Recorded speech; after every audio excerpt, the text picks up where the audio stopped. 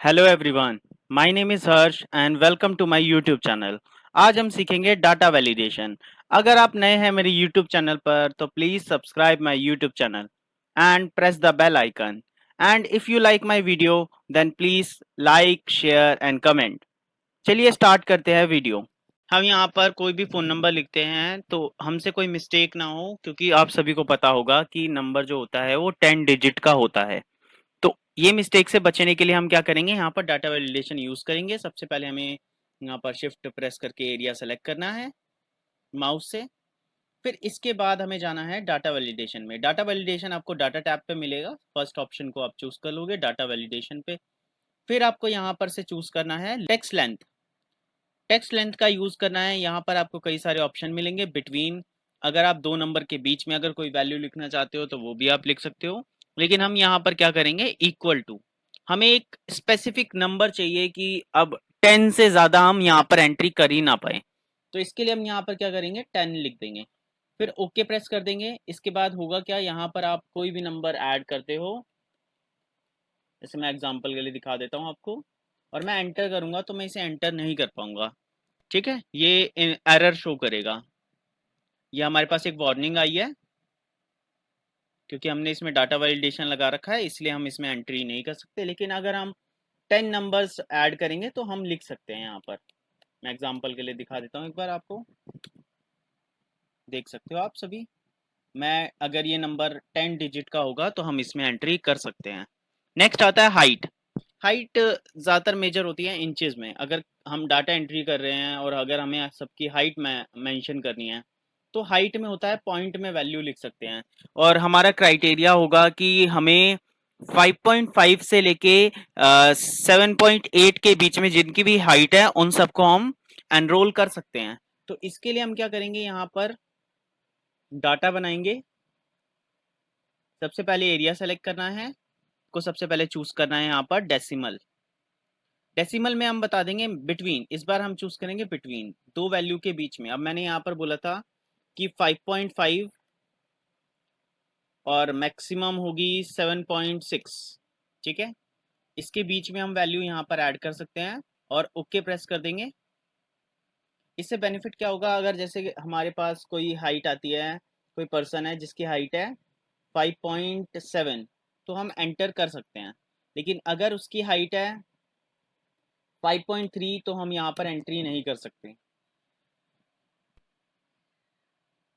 तो ये बेनिफिट होता है डाटा वैलिडेशन का। नेक्स्ट आता है डिपार्टमेंट।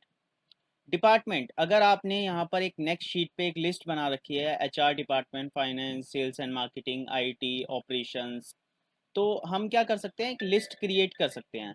इसके लिए हम क्या करेंगे, सबसे पहले एरिया सेलेक्ट करेंगे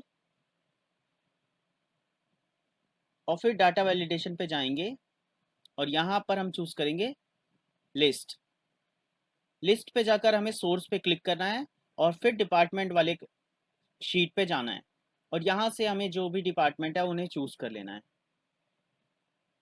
और आप ओके प्रेस करोगे तो ये आपका डिपार्टमेंट की लिस्ट यहाँ पर आ चुकी है। अब आपको यहाँ पर टाइप करने की जरूरत नहीं है, आप यहाँ से चूज कर सकते हो। एक ड्रॉप डाउन लिस्ट यहाँ पर बन चुकी है।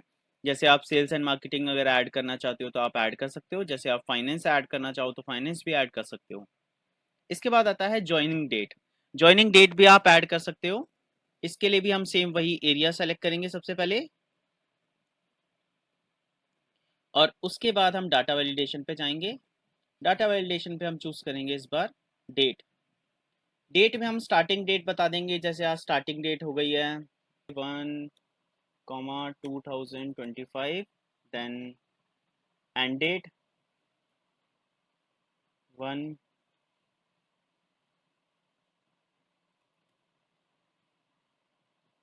25 मार्च 2025। अब ओके प्रेस कर देंगे और अगर हम यहाँ पर एंट्री करते हैं, जैसे डेट है 25 जैन 2025, तो हम यहाँ पर एंट्री कर सकते हैं। अगर हमारी डेट होगी 25 मार्च से एक्स्ट्रा होगी, जैसे अगर हम 26 मार्च अगर यहाँ पर लिखते हैं तो हम यहाँ पर एंट्री नहीं कर सकते। जैसे मैं 26 मार्च के लिए हम 3 लिखेंगे यहाँ पर और 2025 एंटर करता हूँ तो मैं यहाँ पर एंट्री नहीं कर सकता क्योंकि ये डेट है। इसमें हम एक स्पेसिफिक क्राइटेरिया सेट कर सकते हैं कि हम इस दो डेट के बीच में ही एंट्री करेंगे, इसके अलावा हम एंट्री नहीं कर सकते। ऐसे हम टाइम का भी कर सकते हैं, जैसे हमें टाइमिंग का, अगर टाइमिंग की एंट्री करनी है हम यहाँ पर डेट का इसके बाद हम टाइम का फॉर्मेट लेते हैं और स्टार्ट टाइम हम दे देंगे यहाँ पर, जैसे स्टार्टिंग है 10:00 और एंड टाइम है 11:00। ठीक है, फिर इसके बाद हम एंटर करेंगे और इसे हम ड्रैग भी कर सकते हैं। जैसे हमने एक सेल में अगर इसे लगाया है डाटा वैलिडेशन, तो हम बाद में इसे ड्रैग भी कर सकते हैं नीचे, ताकि बाकी सब सेल में भी अप्लाई हो जाए। अब मैं यहाँ पर अगर लिखता हूँ जैसे स्टार्टिंग टाइमिंग है हमारी 10 से 10:23, मैं एंट्री कर सकता हूँ यहाँ पर। लेकिन मैं अगर जैसे 9:50 पे आया हूँ तो मैं एंट्री नहीं कर सकता, क्योंकि जो हमारी टाइमिंग है वो फिक्स है, हमारी 10 से 11 के बीच में होगी टाइमिंग। तो इसके बीच में ही हम यहाँ पर लिख सकते हैं। इसके बाद आता है सैलरी। सबसे पहले आप एरिया सेलेक्ट करोगे इसके लिए भी, और इसके बाद हम जाएंगे वापस से डाटा वैलिडेशन और यहाँ से चूज कर लेंगे सैलरी। सैलरी के लिए हम चूज करेंगे होल नंबर। होल नंबर के लिए हम यहाँ पर चूज कर लेंगे बिटवीन। अगर हम किसी भी एम्प्लॉय को ऑफर करना चाहते हैं 20,000, उसकी मिनिमम सैलरी होगी और मैक्सिमम 30,000। हम इससे ज़्यादा ऑफर नहीं कर सकते, तो हम एक क्राइटेरिया सेट कर देंगे और ओके कर देंगे। अगर एंट्री कर रहे हैं तो 20-30 के बीच में ही हम नंबर लिख सकते हैं। जैसे मैं 25,000 अगर मेंशन करता हूँ तो मैं एंटर कर सकता हूँ। जैसे मैं 29,000 मेंशन करता हूँ तो फिर मैं मेंशन कर सकता हूँ। लेकिन अगर मैं 31,000 मेंशन करता हूँ तो मैं नहीं कर सकता। यहाँ पर हम एंट्री नहीं कर सकते क्योंकि वो 31,000 है और हमारा क्राइटेरिया क्या है, 20,000 से लेके हम 30,000 के बीच में हम वैल्यू लिख सकते हैं। इसके बाद हम कुछ स्पेसिफिक न्यू क्राइटेरियाज देखेंगे। इसमें हम एक फार्मूला क्रिएट करेंगे जिसकी हेल्प से हमारा जो डाटा वर्क है वो और इजी हो जाएगा। ज़्यादातर लोग मिस्टेक करते हैं कि हम एक एक पर्सन की एंट्री हम डबल एंट्री कर देते हैं कई बार बाय मिस्टेक। तो हम डबल एंट्री से कैसे बच सकते हैं? सबसे पहले हमें एरिया सेलेक्ट करना है और डाटा वैलिडेशन पे जाना है और इसके बाद हमें यहाँ पर चूज करना है कस्टम। कस्टम में जाकर आपको एक फार्मूला क्रिएट करना है। फार्मूला क्या है? Count if is equal to COUNT, count, फिर इफ, देन ब्रैकेट। फिर आप क्या करोगे? सबसे पहले आप सेलेक्ट करोगे, इसमें बताना होता है क्राइटेरिया रेंज।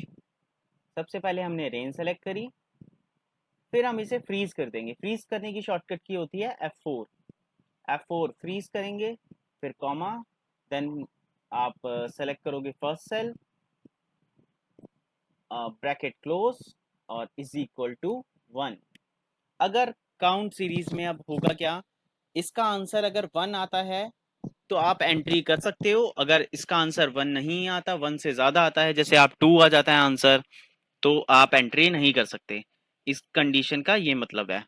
अब मैं यहाँ पर जैसे मैं किसी का नाम, मैं अपना नाम यहाँ पर मेंशन करता हूँ हर्ष, मैं एंट्री कर सकता हूँ। लेकिन मैं दोबारा से अगर हर्ष लिखता हूँ तो मैं एंट्री नहीं कर सकता, क्योंकि ये एंट्री मैं पहले कर चुका हूँ। अगर मुझे एंट्री करनी है तो मुझे हर्ष के आगे यहाँ पर 1 या 2 मेंशन करना होगा, तब मैं एंट्री कर पाऊंगा। एक नाम से आप सिर्फ एक ही एंट्री कर सकते हो। एक और कंडीशन देख लेते हैं। जैसे हम यहाँ पर यूज़ करेंगे वापस से डाटा वैलिडेशन और सेम वही कंडीशन हम यहाँ से यूज चूज करेंगे कस्टम। कस्टम में जाएंगे हम, फार्मूला, एक फार्मूला क्रिएट करेंगे। एक फार्मूला होता है इज नंबर और सर्च का फार्मूला। इस बार हम दो फार्मूलाज को मिक्स करके एक क्राइटेरिया बनाएंगे कि अगर उसकी जीमेल है, gmail.com से है, तो ही हम एंट्री कर सकते हैं। लेकिन अगर कोई अदर डोमेन है उसके पास, जैसे yahoo.com है, तो हम उसके ईमेल को एंटर नहीं करेंगे। तो हम यहाँ पर क्या करेंगे, इसके लिए इज नंबर फॉर्मूला लगाएंगे, इज नंबर,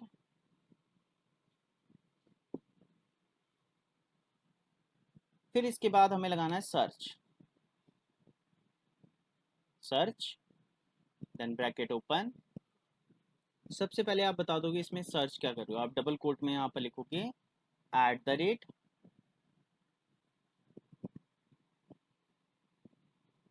gmail.com,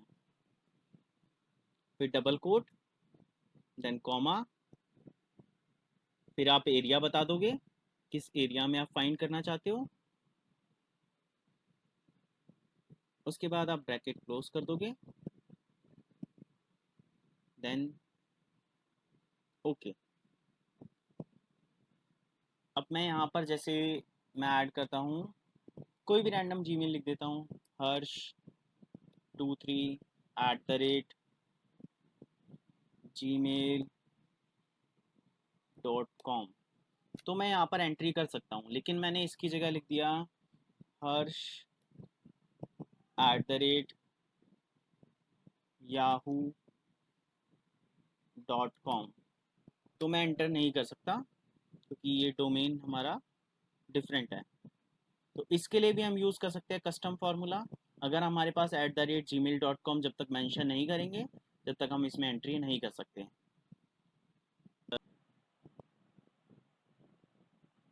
अब इसमें आप ना एक और चीज़ कर सकते हो, जैसे आपको अगर इसमें कोई वार्निंग सेट करनी है, बाकी के दो फीचर्स भी हैं इसमें, circle invalid data, sir clear validation circle.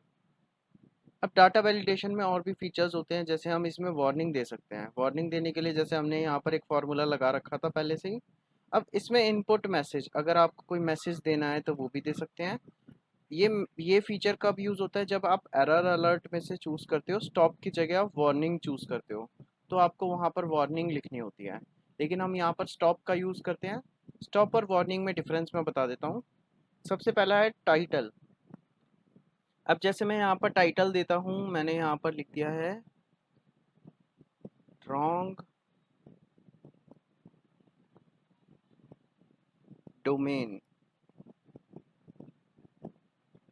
और यहाँ पर एक मैसेज भी लिख सकते हैं हम, और मैं ओके प्रेस कर देता हूँ तो एक वार्निंग ऐड हो गई है।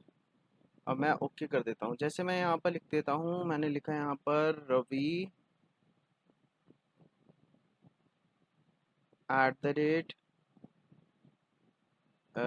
@yahoo.com।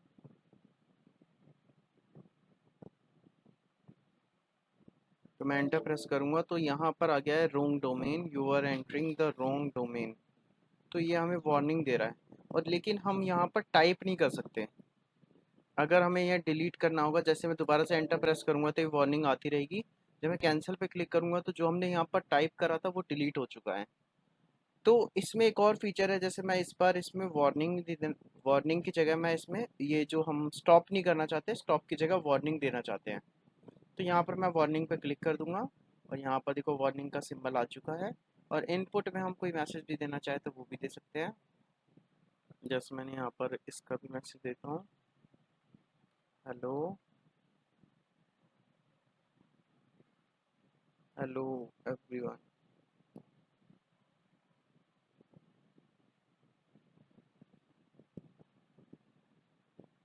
हेलो एवरीवन, और ओके प्रेस कर देता हूँ। तो यहाँ पर देख सकते हो एक मैसेज सा शो करता है, जैसे हम किसी भी जगह पे डाटा वैलिडेशन होगा तो यहाँ पर ये आपको मैसेज देगा कि यहाँ पर आप क्या, मतलब इससे रिलेटेड क्या टाइप करना है, वो एक मैसेज भी आप देना चाहो दे सकते हो। अब मैं यहाँ पर जैसे मैं लिखता हूँ रवि @yahoo.com।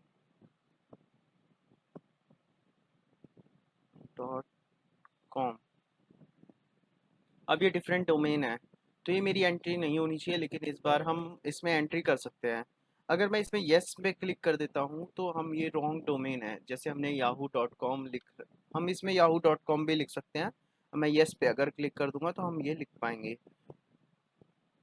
तो हम एंट्री कर सकते हैं। तो आप सभी को डिफरेंस पता चल गया होगा अगर आप उसमें स्टॉप का यूज़ करते हो या वार्निंग का यूज़ करते हो तो दोनों में आपको डिफरेंस पता चल गया होगा। लेकिन अगर हम जैसे कोई भी हमने एंट्री करी है जो हमारे क्राइटेरिया में नहीं सेट है, तो हम क्या इसमें क्या शो करता है, वो इनवैलिड। तो इनवैलिड डाटा कौन से होंगे, जो डाटा जो डाटा वैलिडेशन को फुलफिल नहीं कर रहे, तो वो सारे हमें सर्कुलर में दिखते हैं। जैसे ये एंट्री जो है, हमारा क्राइटेरिया क्या था, हमारा डोमेन है @gmail.com, बट इसमें जो हम यूज़ कर रहे हैं डोमेन वो है yahoo.com। तो इसी की वजह से इसे हमने एंट्री तब भी कर दिया है, तो इसमें हमें रॉन्ग इनवैलिड डाटा बता रहा है। और ये सर्कल आप रिमूव करना चाहो तो आप इसमें लास्ट ऑप्शन पे क्लिक कर सकते हो, क्लियर वैलिडेशन सर्कल्स, तो ये रेड मार्क आपका रिमूव हो जाएगा। अगर आपको ये वीडियो अच्छी लगी हो तो please like share and comment. Thank you for watching.